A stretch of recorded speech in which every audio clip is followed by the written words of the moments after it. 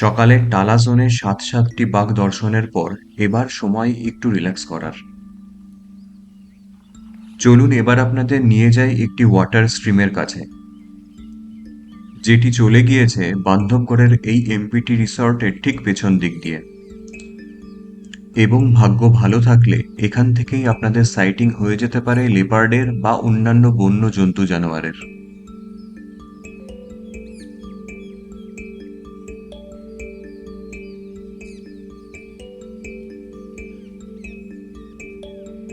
আজ আমাদের শেষ দিন এই বান্ধবগড়ে। কাল খুব ভোর ভোর আমরা রওনা দেব ব্যাঙ্গালোরের উদ্দেশ্যে। তাই আজ যেটুকুই সময় পাচ্ছিলাম পুরোপুরি উপভোগ করার চেষ্টা করছিলাম এখানকার প্রকৃতিকে।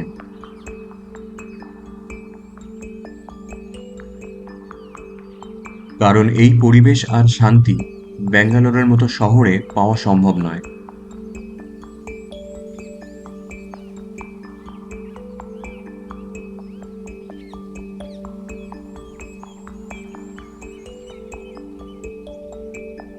এখানে আমাদের লাস্ট সাফারি খিতৌলি জোনে।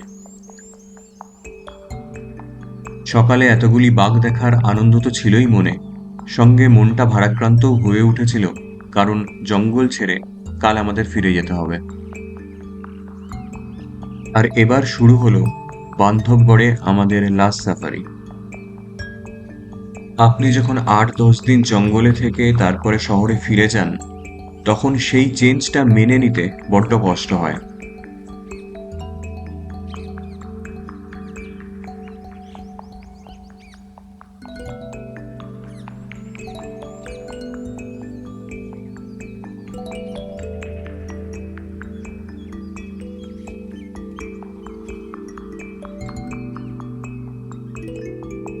এই ফাঁকে বলে রাখি, বান্ধবগড়ের বাফার জোনের সৌন্দর্যও কিন্তু কম নয়।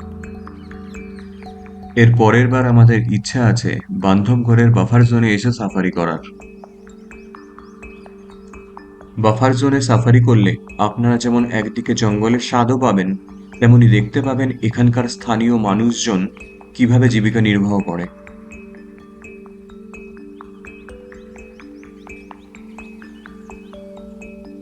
যাই হোক, এবার খিতৌলি গেট পেরিয়ে আমরা ঢুকলাম কোর জোনে।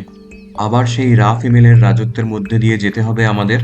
দেখা যাক ভাগ্যে বাঘ দর্শন এবার কতটা আছে।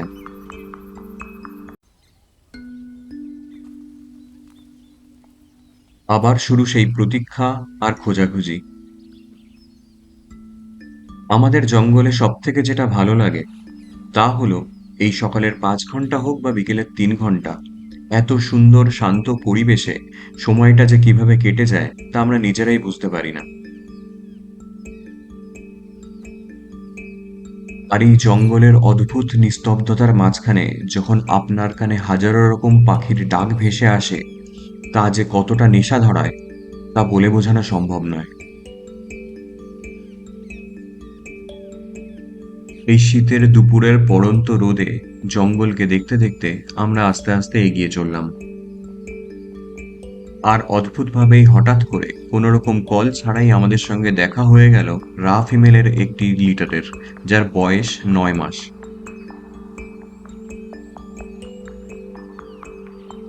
আমাদেরকে একটু দেখা দিয়েই আস্তে আস্তে জঙ্গলের মধ্যে ঢুকে গেল সে। হয়তোবা তার মা বিশ্রামরত অবস্থায় রয়েছে সেই ঘন ঝোপের মধ্যে।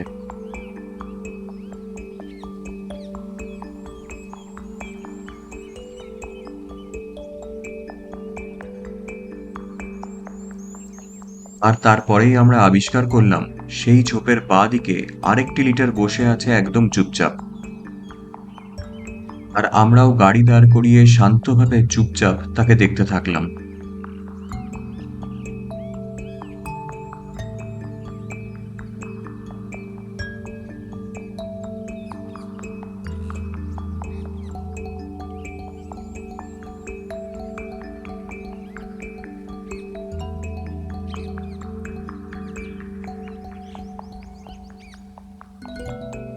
এরপরে সেও ঢুকে গেল জঙ্গলের মধ্যে।